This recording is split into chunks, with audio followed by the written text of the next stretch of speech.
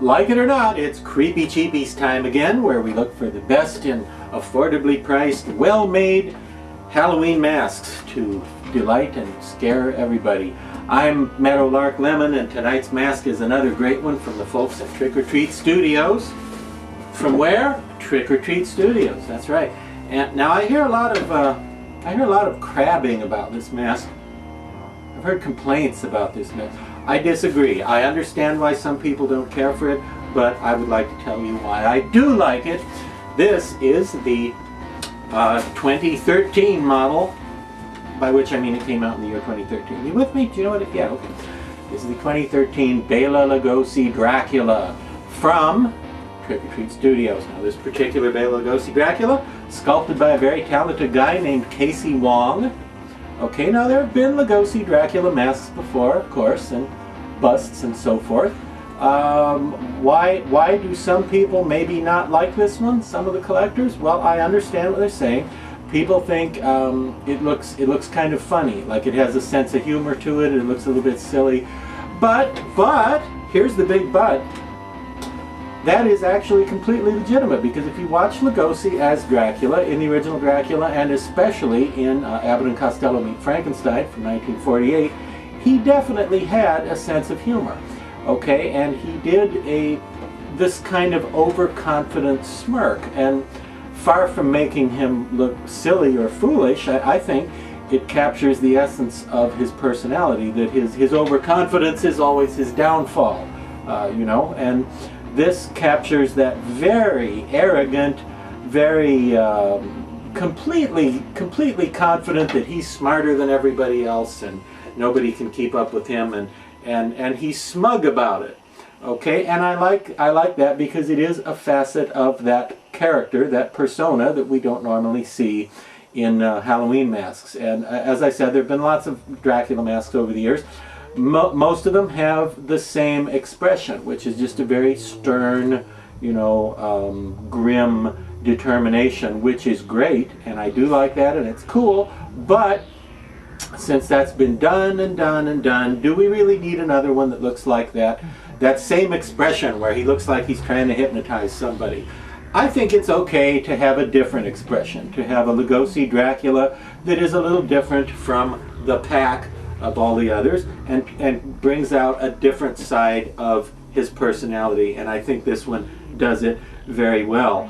The quality of the sculpting, beyond reproach. It's very well sculpted. It looks very natural and realistic and very lifelike, and I think that's you know, all that contributes to it being a good mask. Now, another reason some people aren't crazy about it, the hair isn't crepe hair like on the expensive Don Post masks and such, like those used to have. It's fur hair, sometimes called fun fur, meaning it's acrylic hair that's on a sheet like you get at a craft store, maybe. And now, while masks like Be Something Studios, Zagoni, they use fun fur for hair routinely, you don't often see it on a collector mask of this caliber, but once in a while you do. And some people don't like it just because there's a certain level of, there's a kind of thinking that people get into. There's a mindset that tells us that hand-applied hair is always better. It's usually better, but it's not always better. I have I'm mostly in agreement with that I think that's the better way to go with most masks, but I have seen some great things done with fur hair, and on this character, really, it works, okay? You think of Dracula as having his hair slicked back, for the most part, with greasy kid stuff, you know? So you don't really need it to be long and flowing, and you don't want it to be hair that would be flopping around. So really, you brush this back, you got it. They really get away with it. And it doesn't interfere with putting the mask on and off. It's very well designed. It's a full head mask, so it isn't, I guess what I'm saying is it isn't a case where there's no latex in the back. It's a full head and then the fur is glued on over it. So this isn't done in the Be Something style of mask where there's only latex in the front and the fur in the back. It's covered. And really, again, I think it works. If you want to hit it with a little bit of hairspray, even better if you're going to wear it to hold it in place. Now, I'm going to show you one that's had a little bit of customizing done to it, but only a little, because I think it would be uncool to say, well, it's a nice mask if you completely redo it. No, see, that's not good advice. I'm just going to show you one that I have here that I've done just a little bit of customization. Okay? Now, the only thing here that you might have any trouble doing yourself is the eyebrows. My long-suffering spouse, Laura, redid the eyebrows on this one for me. So the eyebrows on this one look a little nicer because they've been replaced with eyebrows that are a little more careful. But again, this is production, people. This is not something where somebody can sit down and spend hours and hours on it and you pay hundreds of dollars. No, this sells for like 60 to 70 bucks retail. So you shouldn't expect to get a $300 mask or anything like that. You see what I'm saying? Now, the eyebrows notwithstanding, you could, even if you're not very, hair talented like Laura, if you're not like that, you could still trim them a little bit or reposition them or work on them a little carefully if you're not happy with the ones you get on your mask. The other thing I've done is I added just a little bit to the paint, just a little, okay?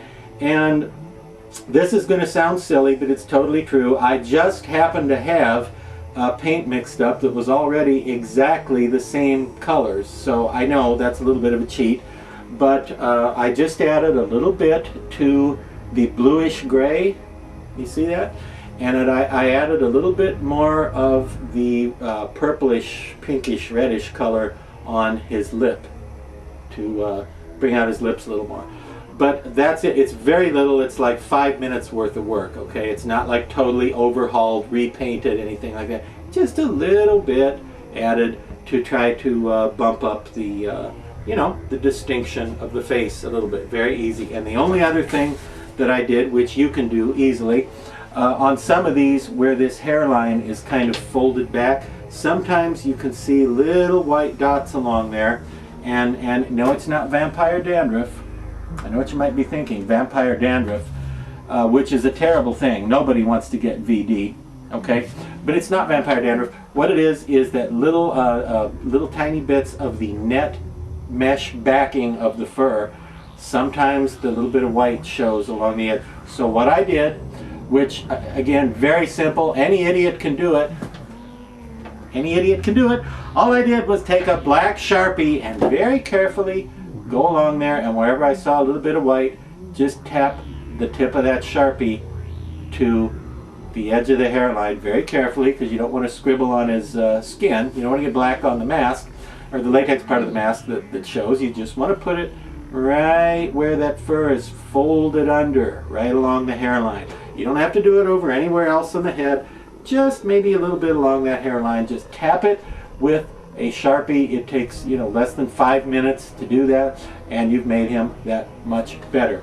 But again, some people complaining about this one because they think the fur was kind of cheesing out, was kind of a cheap thing to do.